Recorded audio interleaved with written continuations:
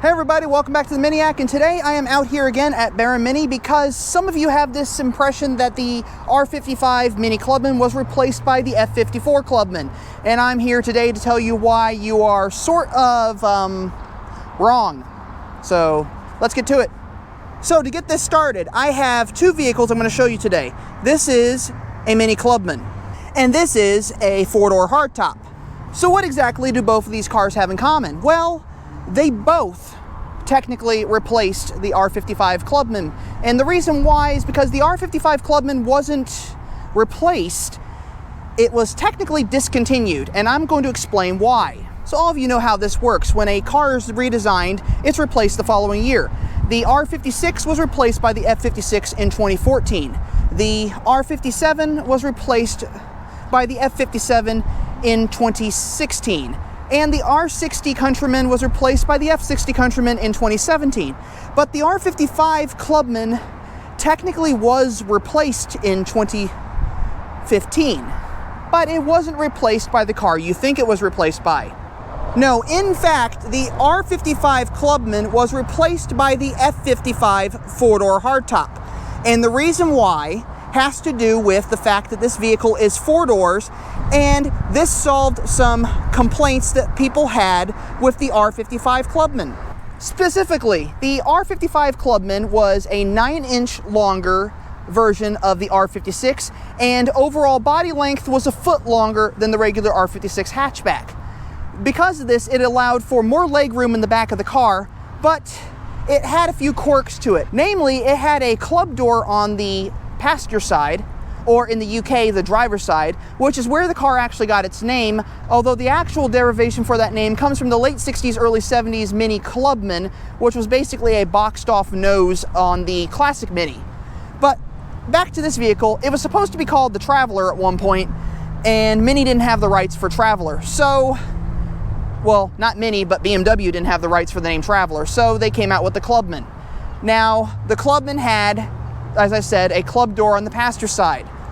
However, that side was also the driver's side in the UK, and the door did not switch sides based on market. So if you had that vehicle in the UK and you were parked along the curb, everyone had to get in on the driver's side of the vehicle, which meant the driver had to get out. So it didn't exactly solve the problem with having to flip the driver's seat forward or the passenger seat forward in order to get people in and out of the back of the car. Even with the club door open, you still had to do that. The F55 four-door hardtop solved that problem, as I shall now demonstrate. So one of the things this thing has is four doors. Now, obviously the rear door is a little smaller than the front door, but this was done on purpose. The general idea behind this vehicle is that you would be driving this car by yourself on a regular basis, typical driving style, and on the occasional instance that you needed to carry passengers in the back of the car, you could do so without having to have them climb through the passenger side. They could just climb right in, or in my case, squeeze right in, and there we go. We're now in the back seat of the F55. So it's pretty decent leg room. I can still sit here comfortably, providing the driver in front of me isn't as tall. Some of you know that the R55 Clubman had those trademark characteristic barn doors on the rear of the vehicle. Now here was the other problem with that.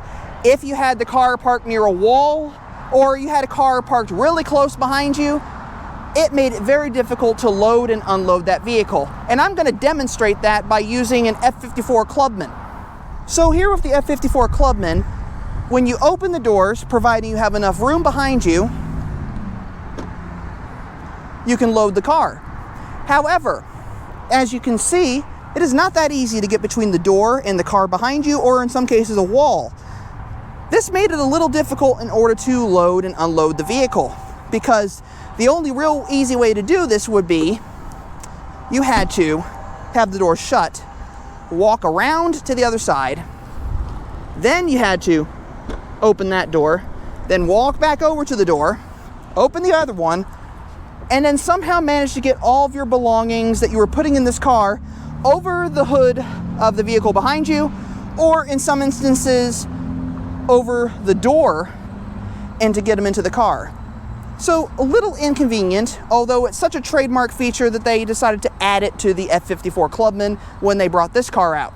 So the F55 answered that complaint by putting on a normal hatch.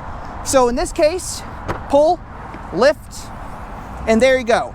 And as you can see by the space behind me, if there was a car here, I could still get my stuff in and out of the back of the vehicle. Or if there were a wall here, I could still get my stuff in and out of the back of the vehicle. So as you can see, that's much more convenient. Now, it was in 2016 that a vehicle came along that Mini built called the Clubman. I know, you're thinking, well, why isn't that the replacement for the R55? Well, the reason why is technically the R55 was discontinued. Now, why was it discontinued? Well, 2014 was the last model year for the R55 Clubman. 2015 did not have an R55 Clubman. And then in 2016, the F54 Clubman came along. Now, the F54 platform, as you can see behind me, is a 4-door wagon, or 6 doors if you include the barn doors at the rear. Now, why is this not the replacement for the R55? Because this is a completely different vehicle and different chassis code. And you know how Mini goes with a pattern. The R56 was replaced by the F56. The R57 was replaced by the F57, and so on. The R58 Coupe, R59 Roadster, and R61 Paceman were discontinued. I would say then that the R55 Clubman was itself discontinued and replaced by 2 vehicles. Now, what is so great about the F54? Well, it's a larger vehicle, and if you want to get into the back seat and you open the doors correctly, you can. And it has a larger door to get in and out of, and climbing in is not that difficult, and it's very comfortable back here. In fact, if the driver in front of me were about 6 feet tall, I could still sit behind that person. Now, this is a larger vehicle. It's a 4-passenger or 5-passenger vehicle, so you can carry 5 people in this car, unlike the 4-door hardtop where you can only carry 4. Now, this is a larger vehicle, and it's considered a compact car, not a subcompact like the hardtops are. Now, you know how some automotive manufacturers are. They discontinue models and bring the names back. Dodge discontinued the Dart a very long time ago and brought it back in a not-so-great vehicle. And the same thing happened with the Charger. It came back as a 4-door sedan. And then, of course, Mitsubishi discontinued the Eclipse, and it came back as an SUV.